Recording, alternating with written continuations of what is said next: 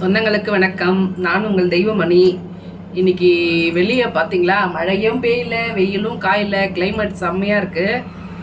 இந்த கிளைமேட்டுக்கு ரொம்ப நல்லா இருக்கிற குழம்பு ஒன்றுன்னு பார்த்தீங்களா, அது நம்ம கருவாட்டு குழம்பு தான். கருவாட்டு குழம்பு தான் செய்ய போகிறேன். இப்போ கடாய் வச்சுட்டேன். கடாய் சூடாயிடுச்சு. எண்ணெய் ஊற்றிக்கலாம்.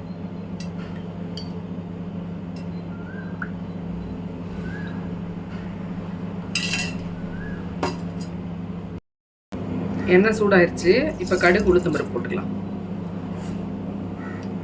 கூடவே கொஞ்சம் வெந்தயம் போட்டுங்க.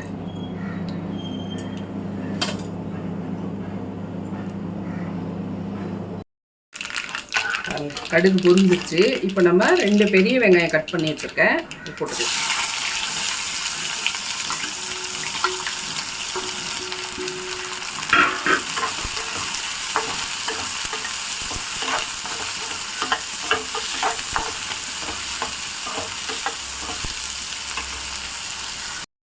வெங்காயம் வதங்கிடுச்சு. இப்போ கொஞ்சம் கருவேப்பிலை எடுத்து வச்சுருக்கேன், கருவேப்பிலையை போட்டுக்கலாம்.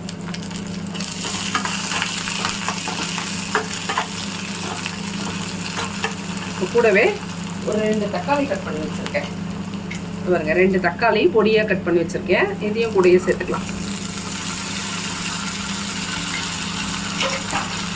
குழம்புக்கு தேவையான உப்பை இப்போவே போட்டுடலாம். உப்பை இப்போவே போட்டுடலாம். கருவேப்பிலை உப்பு இருக்கும், அதெல்லாம் குழம்பை கூட்டிட்டு அதுக்கப்புறமா டேஸ்ட் பார்த்துட்டு. தக்காளி நல்லா வதங்கிடுச்சு. இப்போ இந்த குழம்புக்கு தேவையான மிளகாத்தூள் போட்டுக்கலாம். வழக்கம் போல் நம்ம ஒரே மிளகாத்தூள் தானே போடுவோம் எல்லா குழம்புக்கும் தொக்குக்கும். அந்த மிளகாத்தூள் தான் போடுறேன். ஒரு 3-3.5 ஸ்பூன் போட்டுக்கலாம், போதும். இதை நல்லா மிளகாத்தூளை நல்லா வதக்கிக்குங்க. இந்த பச்சை வாசனை பாதி வாசனை இதுலேயே போயிடும். மீதி நம்ம கொதிக்க விட்டோம்னா அதுலேயே அந்த வாசனை போயிடும். நல்லா வதங்கி கலர் மாறிடுச்சா. இப்போ ஒரு சின்ன எலுமிச்சம்பழ அளவு புளி ஊற வச்சிருக்கேன். இந்த புளியை கரைச்சி இதில் ஊற்றிக்கலாம்.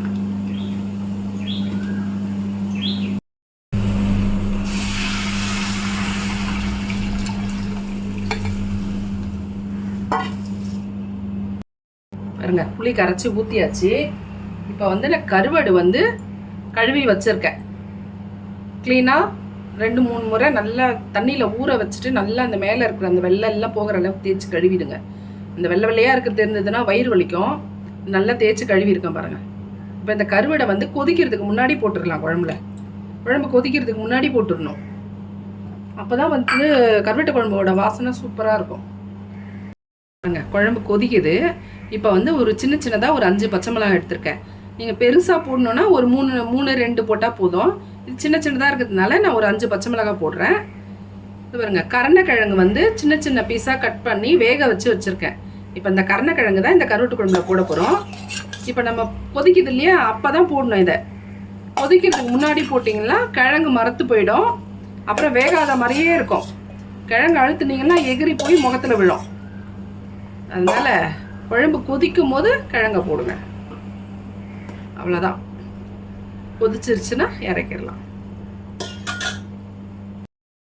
பாருங்க, நம்ம கருவாட்டு குழம்பு ரெடி ஆயிடுச்சு. ரொம்ப திக்காகவும் இல்லாமல் ரொம்ப தண்ணியாகவும் இல்லாமல் திட்டமாக இருக்குது பாருங்க. இந்த மாதிரி இறக்கிங்க குழம்பு. பாருங்க, குழம்பு ரெடி ஆயிடுச்சு. நம்ம சூடாக சாதம் போட்டுக்கலாம். இப்போ சாதத்தை கொஞ்சம் குழைவாக வடிச்சுங்க. அப்போ தான் சூப்பராக இருக்கும். அந்த குழம்பு நல்லா அந்த சாதத்தோடு சேர்ந்து வரணும். குழம்பு கொஞ்சம் நிறைய விட்டுக்கலாம். இது பாருங்க, முட்டை ஓட்டை விட்டு வரமாட்டேன்னுருச்சு. எப்படியோ சண்டை போட்டு ஒரு பாதி முட்டையை காப்பாற்றிட்டேன். பாதி தான் வந்தது, பாதி தோலோடு போயிடுச்சு. இப்போ தான் சாதத்தை நல்லா பசைஞ்சுக்குங்க. இந்த சுட சுட ஆமாங்க சொல்லும்.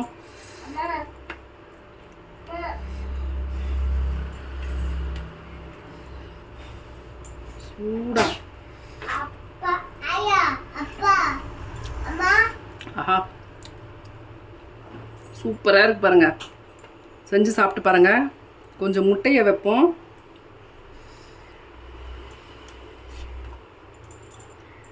செம்ம டேஸ்ட்டு.